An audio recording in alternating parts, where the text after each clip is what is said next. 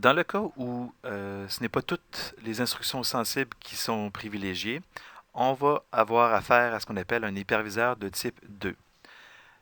Par exemple, l'Intel x86, donc les générations allées peut-être jusqu'en 2005, il y avait certaines instructions qui étaient, bien qu'elles étaient sensibles, elles n'étaient pas privilégiées.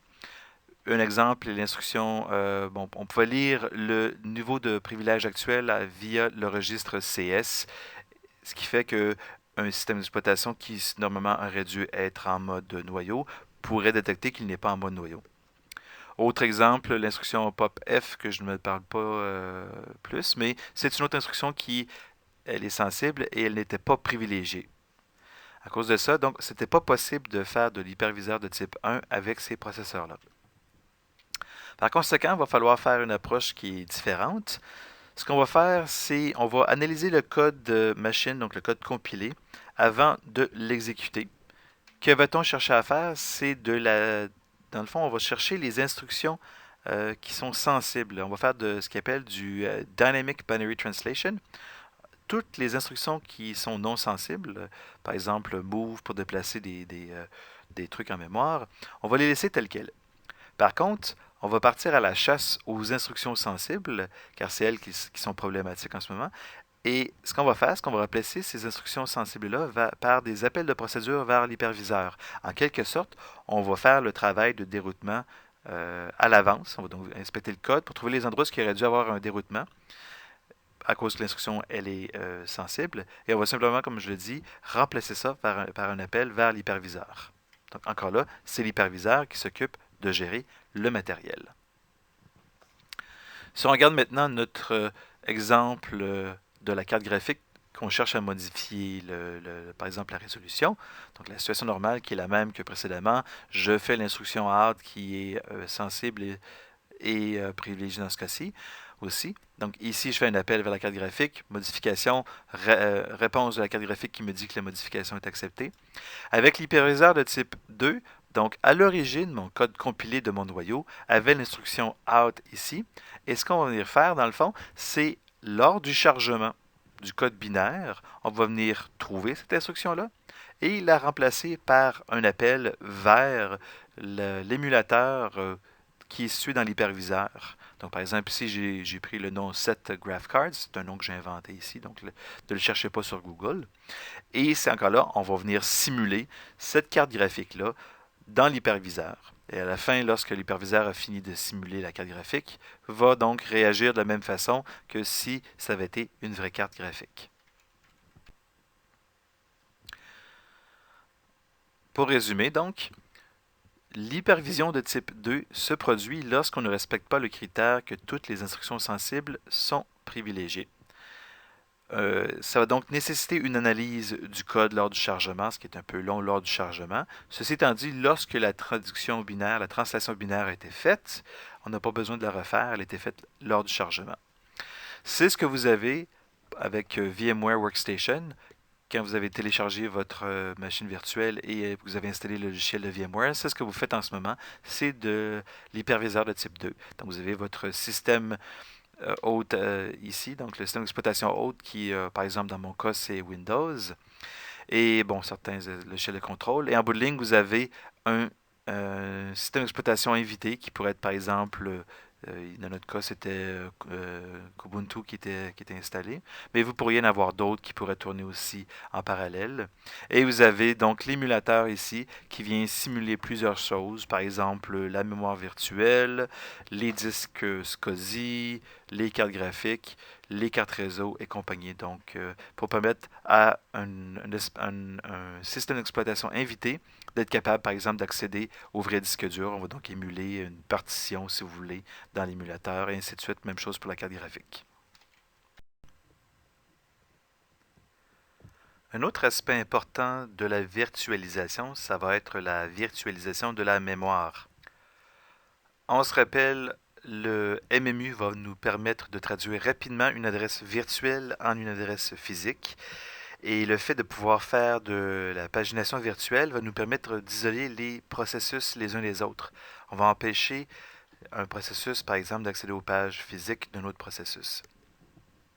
Pour la virtualisation, dans le fond, ça va être quelque chose qui va être extrêmement pratique. On va donc pouvoir isoler les différents systèmes d'exploitation les uns des autres. Il n'y aura donc pas aucune page du système d'exploitation invité A qui va avoir accès aux pages physiques du système d'exploitation B. Et donc le MMU va nous permettre de faire cette isolation-là. En bout de ligne, ce qu'on va faire, on va traduire des adresses virtuelles dites invitées en une adresse physique haute, haute étant le matériel, donc le hardware dans lequel on fait tourner plusieurs machines virtuelles. Petit rappel sur la notion de table des pages. Lorsque j'ai une adresse virtuelle, ce que le MMU va faire va d'abord scinder l'adresse en deux parties. Pour des pages de 4 kilooctets, donc les 12 bits de poids faible vont être directement transférés. Les bits donc les bits 31 à 12 ici, donc ça correspond au numéro de page virtuelle. À ce numéro de page virtuelle, j'ai une page physique qui est à coller si vous voulez. Et rappelez-vous, j'ai une table par processus. Ça se complique un peu plus dans le cas des machines virtuelles. J'ai ici la mémoire, la RAM physique de la machine haute. Et je vais avoir une espèce, on va appeler ça des adresses physiques invitées, qui dans le fond ne seront pas vraiment des vraies adresses. N'oubliez pas, le système d'exploitation invité croit qu'il a, euh, dans le fond, le plein contrôle de la machine. Donc, il pense qu'il a le plein contrôle de la machine, de la mémoire aussi. Il faut donc lui laisser, si vous voulez, lui permettre de s'amuser avec une espèce de mémoire physique invitée qui n'est pas vraiment utilisée. Et voyez ce qui se passe. Donc, j'ai une adresse virtuelle ici. Mon système d'exploitation invité va la mapper à une page physique invitée. Mais en bout de ligne, ça va être une page physique haute qui va être utilisée pour pouvoir, dans le fond, si vous voulez, on va comme court-circuiter la table située dans le milieu ici. Comme je le disais, c'est important que le système d'exploitation, on puisse le laisser choisir encore des adresses physiques. Ce seront donc les adresses physiques invitées, car, comme je dis, il est le roi et maître dans son univers. Il pense qu'il contrôle le système. Mais ces pages-là, en bout de ligne, n'existeront pas réellement. Ultimement, c'est plutôt l'hyperviseur qui doit choisir quelle page physique on accorde à une adresse virtuelle, à une page virtuelle invitée. Donc, l'hyperviseur, rappelez-vous, c'est lui qui est réellement en contrôle. Et pour accomplir donc cette tâche-là, on va créer ce qu'on appelle des tables des pages fantômes. Et cette table des pages fantômes, c'est celle qui sera utilisée par le MMU et elle servira donc à faire la traduction entre une adresse virtuelle invitée, une adresse donc par exemple d'un processus d'un système d'exploitation qui a été invité, et l'adresse physique haute, donc la RAM, qui elle, la page aura été choisie par l'hyperviseur. Donc, en bout de ligne, comme je disais, le MMU va pointer vers la table des pages fantômes qui, elle, est contrôlée par l'hyperviseur, mais qui, en bout de ligne, comme on va voir, va être mise à jour en tenant compte de ce que fait le système d'exploitation invité. Et important, on va avoir une table des pages fantômes par processus invité. Par exemple, pour la machine virtuelle que vous avez dans le cours, on a environ, en général, c'est 512 mégaoctets qu'on a choisi dans la configuration comme mémoire physique du système invité. Disons que j'ai une machine qui fait 6 gigaoctets de mémoire RAM. Vous avez donc ici la mémoire virtuelle, dans le fond, du système invité. La table des pages, OK?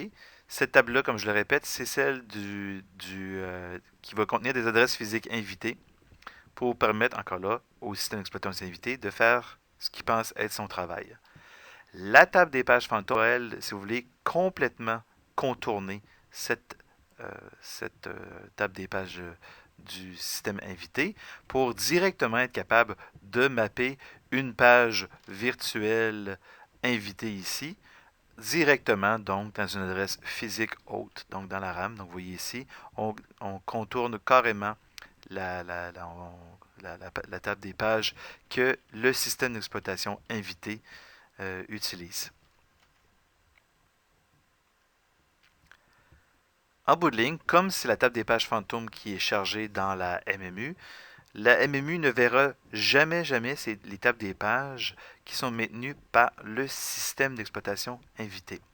On va quand même s'en servir, l'hyperviseur va quand même s'en servir pour être capable de savoir quand est-ce qu'il y a des changements qui sont faits ou qui voudraient être faits par le système d'exploitation invité, mais du point de vue du matériel lui-même, le MMU, lui, ne verra jamais, jamais, jamais ces tables des pages qui ont été, qui ont été créées par le système d'exploitation invité.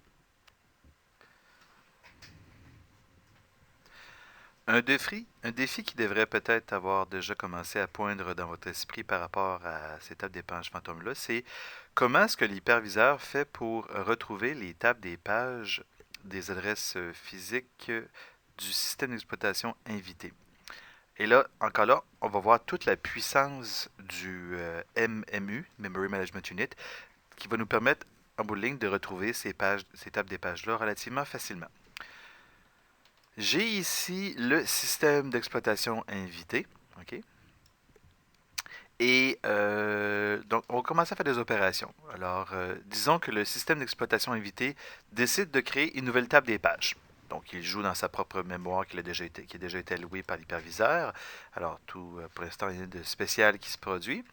Alors, on voit ici la table des pages. Disons que c'est pour le processus 1249. Disons qu'il décide d'allouer la page physique invité E, que j'ai mis en mauve ici.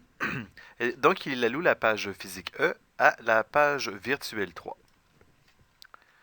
Ensuite, disons que le système d'exploitation, éventuellement, c'est l'ordonnanceur qui va vouloir exécuter le processus 1247. Et une des choses que l'ordonnanceur va faire, c'est faire pointer le registre CR3 vers la table des pages du processus 1247. Comme le registre CR3, toute modification qui va se faire, ça va provoquer un déroutement vers le système d'exploitation, vers l'hyperviseur, ou, bon, là, si on a fait de l'hyperviseur de type 2, on a remplacé par un appel vers l'hyperviseur. Dans les deux cas, ce qui se passe, c'est que l'hyperviseur va attraper au vol le fait que le système d'exploitation invité cherche à faire pointer une adresse mémoire particulière, et cette adresse mémoire particulière-là, c'est la table des pages 1247. Donc, c'est comme ça que le système, que l'hyperviseur va apprendre à débusquer, si vous voulez, ces tables des pages-là dans la mémoire du système d'exploitation invité. Donc, l'hyperviseur va analyser la situation, va créer une table des pages fantôme et va lire la table des pages dans l'espace mémoire donc, du système d'exploitation invité et va donc mettre à jour un paquet de structures de données, par exemple une table PMAP qui contient le mapping entre des pages physiques invitées, par exemple la page physique invité E est mappée à la page réelle en RAM C, la page physique invité C est mappée à la page réelle A, et ainsi de suite. Donc, en inspectant la mémoire du système d'exploitation invité, on va être capable de créer cette table des pages fantômes. Donc, vous voyez ici, par exemple, on a décidé d'attribuer, puisqu'on avait ce mapping-là, on va donc attribuer la page physique réelle C à la page virtuelle invité 3.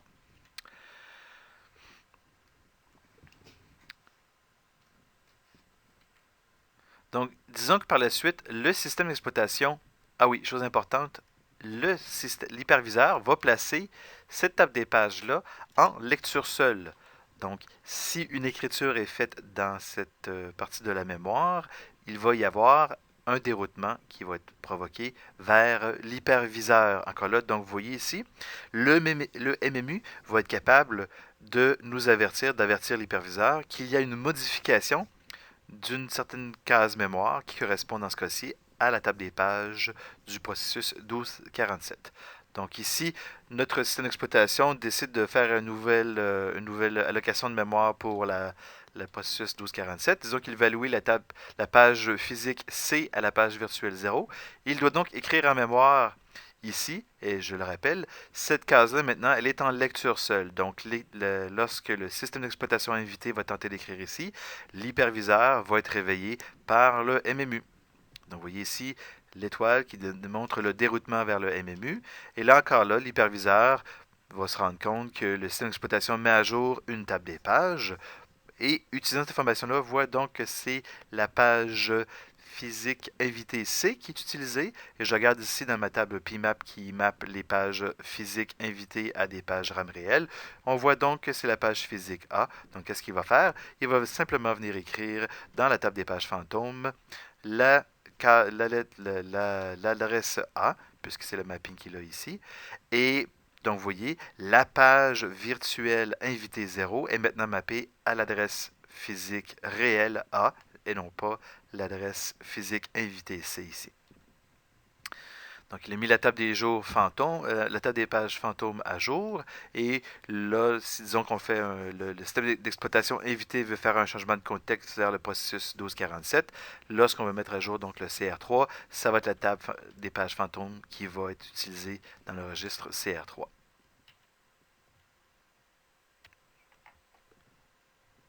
Ce que ça va donner en bout de ligne, c'est que vous allez avoir deux systèmes d'exploitation invités, plus que deux, là. Et via les tables des pages fantômes, donc on voit ici, on vient mapper dans notre mémoire RAM des pages donc en mauve ici pour le système d'exploitation 1, des pages en vert pour le système d'exploitation 2, et bien entendu un peu de mémoire qui est réservé pour l'hyperviseur lui-même. Vous voyez comment on peut faire une division de la mémoire physique pour plusieurs systèmes d'exploitation. Et encore là, c'est important. Ces pages-là, il n'y a pas de recoupement, donc les deux systèmes d'exploitation sont bel et bien isolés les uns des autres. Pour les disques, encore là, le système d'exploitation invité pense posséder le matériel au complet, donc il pense qu'il possède un disque au complet. On peut avoir, comme par exemple dans votre machine virtuelle VMware, dans VMware, on a un émulateur de disque SCSI.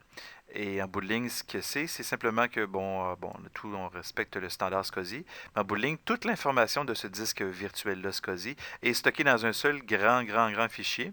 Hein, si vous regardez votre machine virtuelle, vous voyez ces disques-là, ces fichiers qui sont parfois très grands. Dans le fond, ce qui simule, c'est les données d'un disque virtuel. Et lorsque le système d'exploitation invité dans le fond, veut utiliser le disque SCSI, c'est simplement cet émulateur-là qui vient lire ou écrire des données, un peu dans le fond comme pour le TP3. Hein. Je vous donnais du code pour, dans le fond, lire et écrire des blocs de données. C'est un peu la même chose qui va arriver ici. L'hyperviseur de type 2 va émuler donc ce disque par un grand fichier. Il existe une troisième technique de virtualisation et elle s'appelle la paravirtualisation. Pour la paravirtualisation, on va avoir un hyperviseur ici qui va offrir ce qu'on appelle des hypercalls. Donc, si vous vous rappelez, le système d'exploitation offre une interface aux utilisateurs. On appelle ça les appels système ou en anglais les system calls. Et en bout de ligne, les hypercalls, ça va être pour permettre à un système d'exploitation invité de faire des modifications au matériel via donc un hypercall. En bout de ligne, il va donc falloir remplacer dans le noyau tout le code qui est relié à des opérations qui utilisent ultimement des instructions sensibles. Par exemple, si un système d'exploitation voudrait venir modifier le registre, disons le registre CR3 qui sert à faire pointer la table des pages, bon, au lieu d'appeler l'instruction privilégiée, va plutôt utiliser une fonction comme par exemple MMU update pour venir modifier l'adresse à laquelle la table des pages du processeur, dans la direction dans laquelle il devrait pointer. Ceci implique donc qu'on doit changer tout le code source, une partie du code source des systèmes d'exploitation invités, puisqu'il faut s'assurer qu'ils ne contiennent plus aucune instruction sensible, que toutes les instructions sensibles sont plutôt remplacées par donc ces hypercalls. Aussi, ça va maintenant exiger que notre système d'exploitation, dans le fond, s'appuie toujours sur quelque chose, soit un hyperviseur ici, donc on voit le Xen ici, ou d'avoir une espèce de librairie qui va juste simplement mapper ces hypercars-là vers les instructions machines appropriées pour le matériel.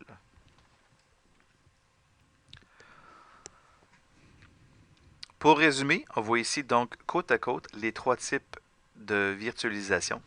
Dans l'hyperviseur de type 1, je le rappelle, c'est dans le cas où toutes les instructions sensibles sont privilégiées. Voilà, oui.